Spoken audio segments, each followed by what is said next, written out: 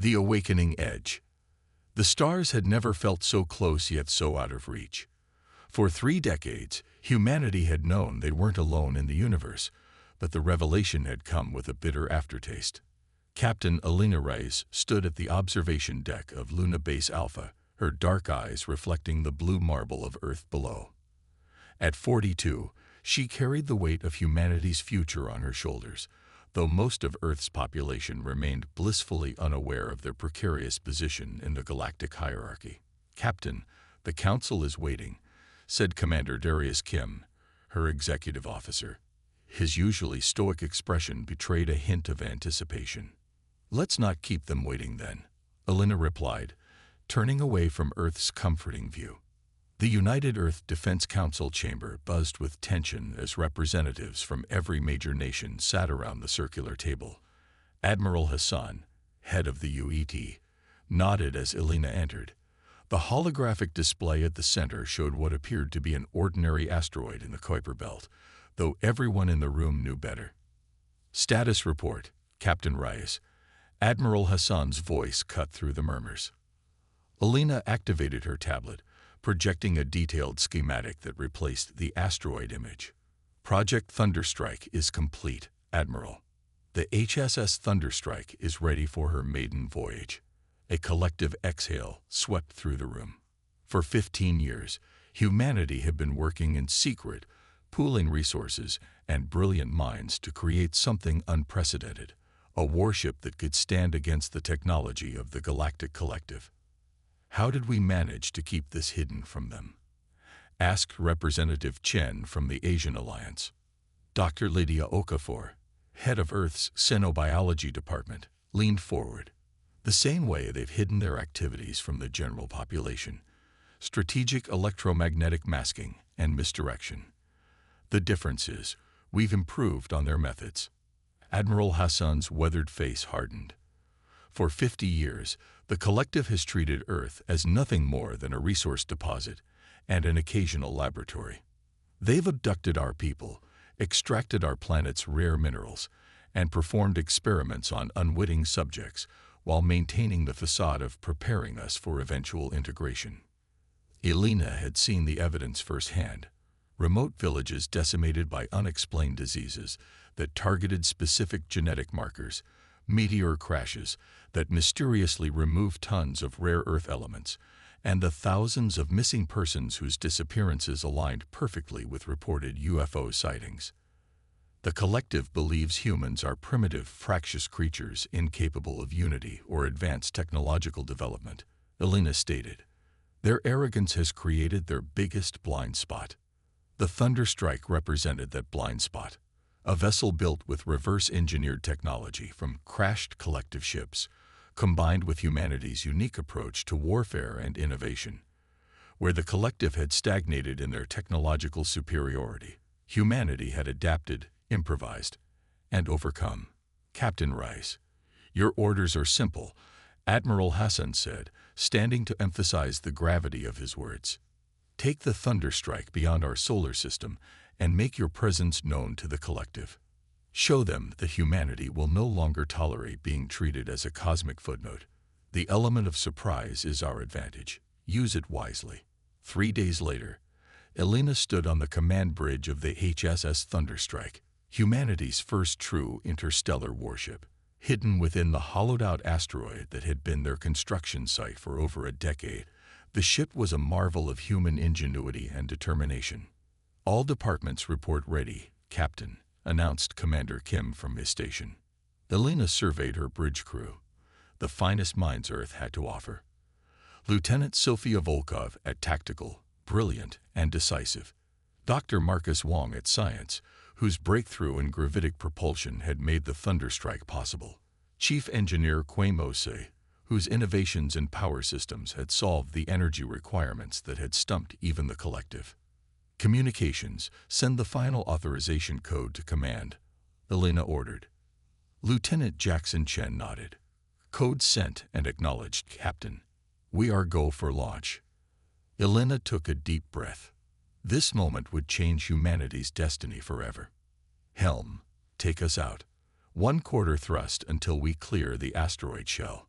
The massive ship hummed to life, propulsion systems engaging as the outer shell of the asteroid began to crack along predetermined fault lines. Fragments drifted away, revealing the sleek, predatory form of the Thunderstrike -4.5 kilometers of advanced alloys and weapon systems. "We're clear, Captain," reported Lieutenant Commander Fatima Hassan from the helm, awaiting course and speed. Alina's lips curved into a determined smile. "Set course for the Arcturus relay station. It's time the collective learned that humanity is not to be underestimated." The Thunderstrike's revolutionary gravitic drive engaged, creating a localized distortion that propelled the massive vessel forward at speeds that would have been impossible with conventional technology. Within minutes, they had left the solar system behind. "Estimated arrival at Arcturus in 3 hours, Captain," Fatima reported. Elena nodded. "Tactical, run a full systems check on all defensive and offensive capabilities. I want everything perfect when we introduce ourselves." The Arcturus relay station was one of the collective's primary communication hubs in this sector of the galaxy, and one of their most closely guarded secrets from Earth. According to the intelligence gathered from captured collective technology, the station monitored all activity in the solar system and coordinated the various covert operations against Earth. "Captain, we're picking up unusual energy signatures ahead," Dr. Wong reported, his eyes widening at his console. "It appears to be a collective fleet, at least 3 cruisers and multiple support vessels." Elena frowned. This wasn't in the intelligence reports. Tactical analysis. Sophia's fingers flew across her console. 7 vessels total. 3 Hegemony-class cruisers, 2 Trillaran escort vessels, and 2 unknown configurations. They're in standard patrol formation, but their energy signatures suggest they're on high alert. "Have they detected us?" Elena asked. "Negative, Captain," replied Marcus. "Our cloaking technology is holding. They appear to be conducting some sort of operation." Elena moved to the tactical display. "Magnify Sector 4." The screen zoomed in to reveal a chilling sight. The collective ships surrounding what appeared to be a civilian Earth vessel, a deep space mining ship that had recently gone missing. "Life signs on the Earth vessel?" Elena demanded, her voice tight. Marcus shook his head grimly. "Minimal activity. I'm detecting only 4 human life signs out of what should be a crew of 23. Elena's jaw clenched. This was exactly the kind of exploitation they had built the Thunderstrike to stop. "Battle stations," she ordered, her voice cutting through the sudden tension on the bridge. Warning lights bathed the bridge in red as crew members moved with practiced efficiency to their combat positions. "Weapons status?" Elena asked. "Graviton disruptors at full charge. Kinetic strike systems online. Shield generators at maximum capacity," Sophia reported, her voice steady despite the gravity of the situation. Elena made her decision. "Helm, bring us in behind the largest cruiser. Tactical, target their propulsion systems only. I want to disable, not destroy. Communications, prepare to broadcast on all collective frequencies." The Thunderstrike moved into position with a grace that belied its massive size.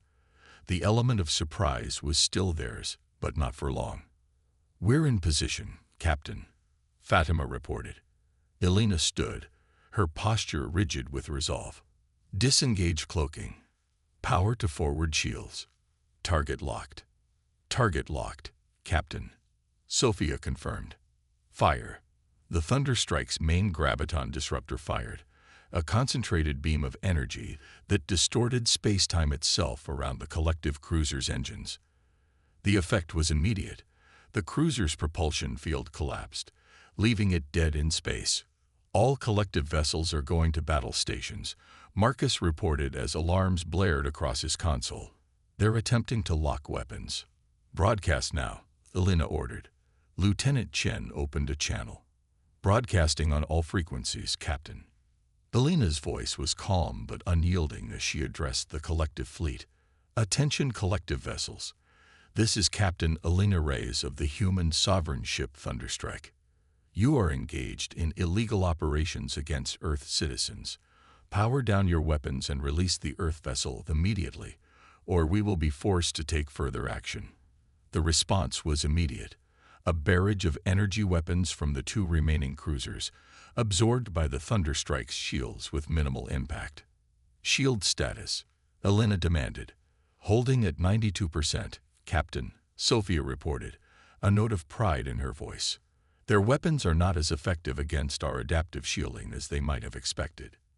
Elena nodded. Target the weapons systems on the second cruiser. Fire when ready. Another devastating beam lanced out from the Thunderstrike, disabling the second cruiser's primary weapons array. Captain, we're being hailed, Chen announced. On screen, Elena ordered. The main view screen flickered to life, revealing the imposing figure of a hegemony commander, his scale-covered face twisted in what Elena recognized as shock and outrage. Unknown vessel, you have committed an act of war against the Galactic Collective. The commander snarled, mandibles clicking in agitation. Power down your weapons and surrender immediately. Elena's expression remained impassive. Commander, you misunderstand the situation. It is the Collective that has been committing acts of war against humanity for decades. We are merely responding to your aggression. The commander's compound eyes widened. This is absurd. Humans do not possess this level of technology. Evidently, you've underestimated us, Elena replied coldly. Now release the Earth vessel and withdraw from this sector, or we will disable your entire fleet. As if to emphasize her point, the Thunderstrike's secondary weapon system engaged, a series of precision strikes that disabled the propulsion systems of the two escort vessels. The commander's mandibles clicked rapidly, a sign of extreme agitation, according to Elena's xenobiology briefings. This is impossible, he stammered. The humans are a Category 3 pre-integration species. You should not. Your classification system is irrelevant, Elena interrupted. Humanity will no longer accept being categorized, exploited, or experimented upon. Consider this our formal notice that Earth is claiming its rightful place among the stars, not as subjects, but as equals. The bridge fell silent as the commander conferred with someone off-screen, his agitation evident even to those unfamiliar with hegemony expressions. The mining vessel will be released, he finally conceded, mandibles tight against his face. But the Collective Council will hear of this transgression. Elena's lips curved in a cold smile. That's precisely what we're counting on, Commander. In fact, please inform the Council that representatives of Earth will be arriving at Collective Prime within the week to negotiate our new status, and we won't be coming alone. As the communication ended, the bridge crew of the Thunderstrike exchanged glances of triumph and apprehension. The first move had been made. Status of the Earth mining vessel, Elena asked. They're powering up, Captain, Marcus reported. Life support is stabilizing. The collective ships are withdrawing from their position. Elena nodded.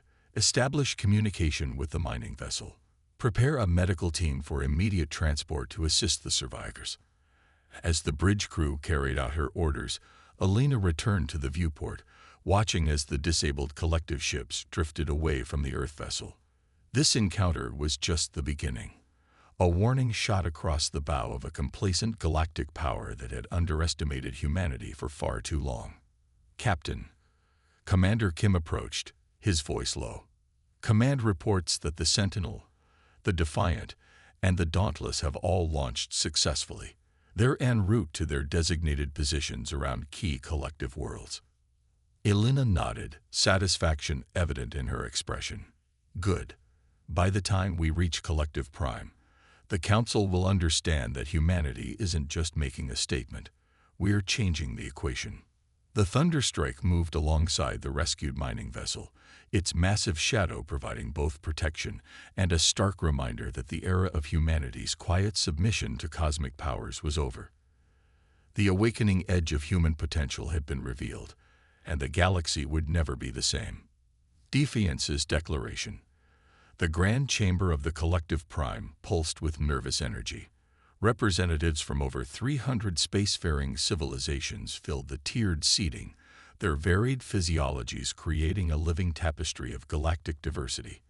At the center dais, the High Council, comprised of the 7 most powerful species, sat in their elevated positions, radiating authority, and more recently, anxiety. High Arbiter Xalvox of the Trillaren Dominion, his crystalline exoskeleton refracting light in agitated patterns, called the emergency session to order. Esteemed representatives of the collective, we face an unprecedented situation.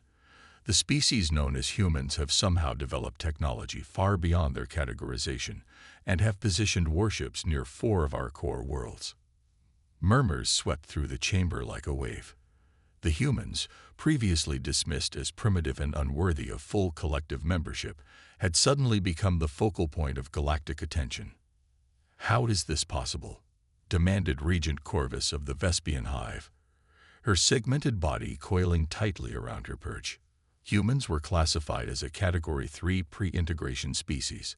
They should be centuries away from developing interstellar capabilities, let alone military vessels that can challenge our fleets. High Commander Draz of the Hegemony Fleet slammed a clawed fist onto the table.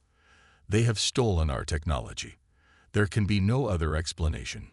I recommend immediate military action to neutralize this threat before it spreads." As the debate intensified, the chamber's massive doors slid open. A hush fell over the gathered representatives as 5 figures entered, humans, walking with purposeful strides toward the central platform. Captain Alina Reyes led the delegation, flanked by Commander Kim, Dr. Wong, and 2 diplomatic officers. Alina surveyed the chamber with cool confidence, noting the mixture of fear, outrage, and curiosity on the alien faces.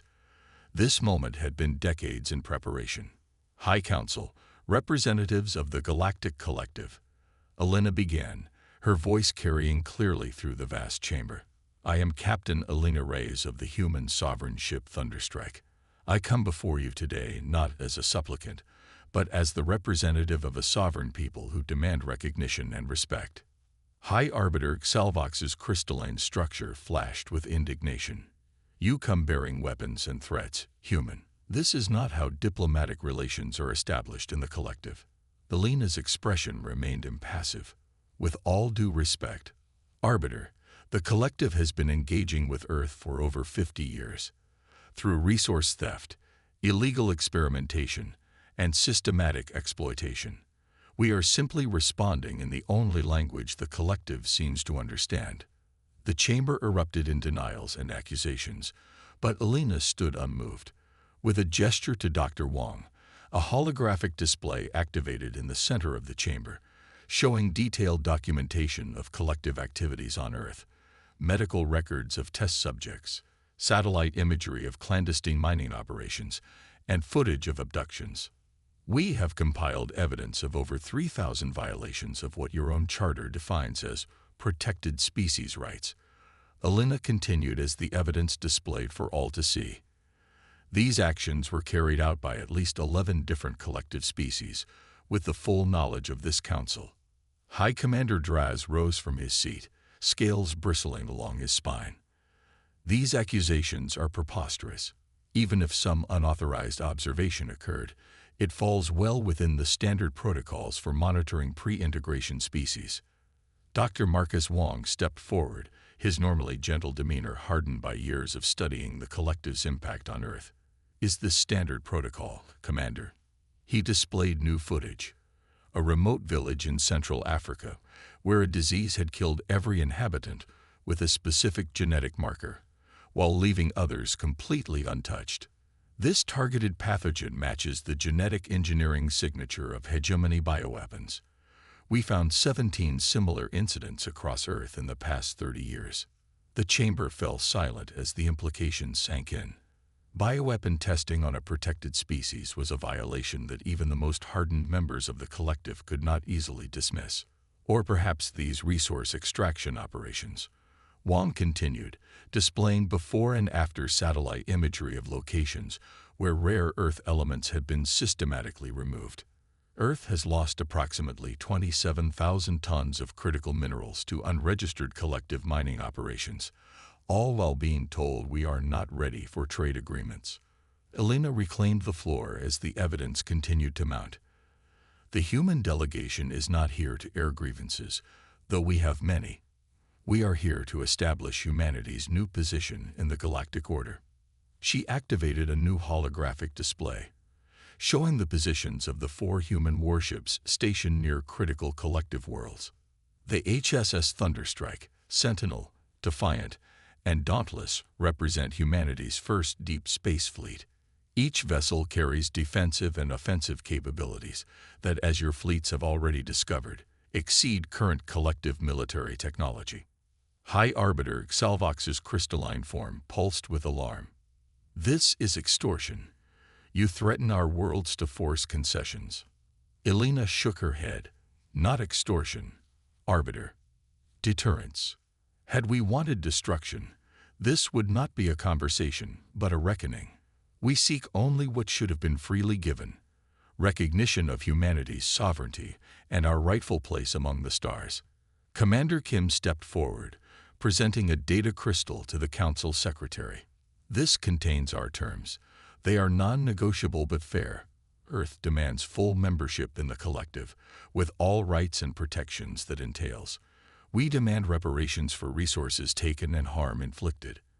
And we demand an immediate cessation of all unauthorized activities on our world. And if we refuse? Asked Regent Corvus, her compound eyes narrowing. Elena's reply was measured but firm. Then Earth will declare itself an independent power outside collective jurisdiction. Our fleet will remain positioned at strategic locations to ensure our independence is respected. I believe none of us want the instability that would follow. The implied threat hung in the air. 4 human warships could not defeat the combined might of the collective, but they could inflict devastating damage to key worlds before being overcome, a price few were willing to pay. Premier Zathos of the Lyran Concordat, who had remained silent until now, leaned forward.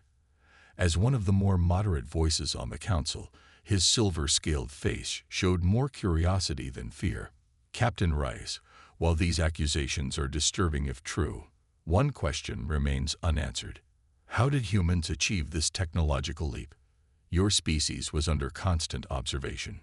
Such developments should have been impossible to conceal. A hint of a smile crossed Elena's face. Premier, when you classify a species as primitive, you stop looking for sophistication. When you believe a people are incapable of unity, you fail to recognize their collaboration. Your certainty in our inferiority created a blind spot that Earth exploited for 15 years. She gestured to Dr. Wong. The quantum singularity drive that powers our ships was developed by combining fragments of technology from 7 different collected species, technology carelessly left behind during your observations. The graviton weapon systems are based on theoretical models published openly in collective scientific journals, deemed centuries beyond practical application. Yet Dr. Wong and his team made them operational in less than a decade. Wong nodded modestly. Humanity's greatest strength has always been our ability to adapt and innovate when faced with limitations. Where the collective sees impossibilities, we see challenges. The revelation sent ripples of discomfort through the chamber. If humans could advance this quickly while under supposed containment, what else might they achieve? High Arbiter Xalvox conferred quietly with the other council members before addressing the human delegation again. The council will require time to deliberate on these matters. You have presented much to consider. Elena nodded. We understand. Arbiter, the Thunderstrike will remain in orbit around Collective Prime while you deliberate. The other vessels will maintain their positions as well. We await your response. As the human delegation withdrew, the chamber erupted into chaos. Accusations, denials, and frantic diplomatic maneuvers as the power brokers of the galaxy attempted to grapple with the new reality humanity had thrust upon them. Back aboard the Thunderstrike, Elena stood on the observation deck, watching the gleaming spires of Collective Prime below. Commander Kim joined her, offering a cup of coffee. Well played, Captain, he said quietly. The evidence was compelling. Elena took the cup gratefully. Their reaction was telling. Did you notice how none of the council members expressed genuine shock at the evidence? They knew, Darius. They all knew what was happening on Earth. Kim nodded grimly. The question now is whether they'll accept our terms or risk confrontation. They'll accept, Elena said with certainty. The collective has grown comfortable in its dominance. Comfortable civilizations fear conflict more than they value principles. And if they don't? Elena's gaze hardened as she looked out at the stars. Then humanity will demonstrate that we're prepared to stand alone. We've done it before. 12 hours later, the collective council reconvened. The human delegation returned to the chamber, where the mood had shifted from outrage to a tense pragmatism. High Arbiter Xalvox addressed the gathering, his crystalline form now carefully controlled to project calm authority. After thorough deliberation, the High Council has reached a decision regarding Earth's petition for full membership. The chamber fell silent as all eyes turned to the Arbiter. The evidence presented by the human delegation has been troubling. While certain activities may have been conducted without Council authorization, we acknowledge that oversight of Earth has been inadequate and, in some cases, contrary to our founding principles. Elena maintained her composure, though inwardly she recognized this carefully worded statement for what it was, the closest thing to an admission of guilt the proud collective would offer.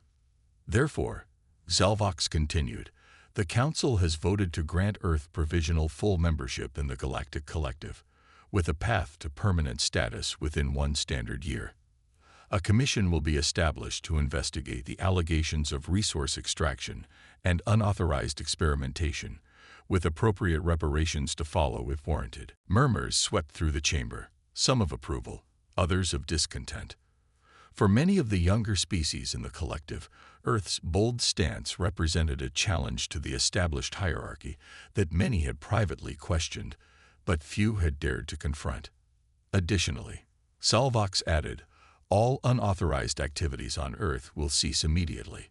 A formal contact protocol will be established, with transparent terms for cultural and technological exchange.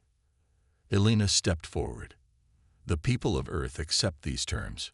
Arbiter, with one addition. Earth will maintain its independent defense fleet as a condition of membership. Our security will remain in our own hands. This unprecedented demand caused another stir in the chamber.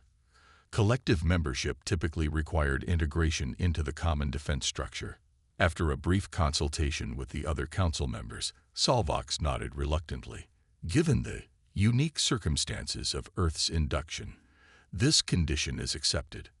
However, we expect full transparency regarding human military capabilities and future developments. Elena inclined her head in acknowledgement. Transparency works both ways, Arbiter. Earth expects the same courtesy. The formal agreement was recorded, marking a historic shift in the galactic power balance. As the human delegation prepared to depart, Premier Zathos approached Elena privately.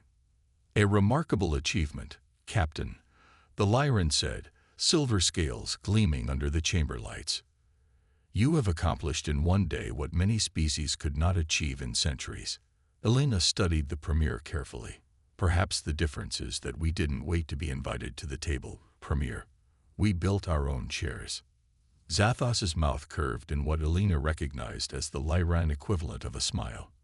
Indeed, a lesson many in the collective would do well to learn. I suspect this is not the last time humans will surprise us. Count on it, Elena replied. 3 days later, the Thunderstrike broke orbit from Collective Prime, its mission accomplished. On the bridge, Elena reviewed the final diplomatic communiques while her crew prepared for the return journey to Earth. Message from Earth Command, Captain, Lieutenant Chen announced. Admiral Hassan sends his congratulations and confirms that the Sentinel, Defiant, and Dauntless are maintaining their positions as directed. Elena nodded. Good. Until the collective demonstrates its commitment to our agreement, we maintain our deterrent. Commander Kim approached with a data tablet. Engineering reports the quantum drive is operating at peak efficiency. Estimated return time to Earth is 72 hours at standard cruise. Very good, Commander. Elena rose from her chair, looking around at her bridge crew. Set course for home. Let's bring the good news in person. As the Thunderstrike engaged its drive, creating a shimmering distortion in space-time that propelled the massive vessel forward, Elena reflected on the journey that had brought them here. Earth had been a footnote in the collective's vast archives, a primitive curiosity to be studied and exploited. Now, humanity had claimed its place among the stars, not through patient waiting or humble supplication, but through determination, ingenuity, and the courage to stand defiant. The stars blurred outside the viewport as the Thunderstrike accelerated to speeds that the collective had deemed impossible for humans to achieve. But impossibility had always been humanity's starting point, never its limitation. The galaxy would never be the same, and neither would humanity. The age of quiet submission was over. The era of human defiance had begun.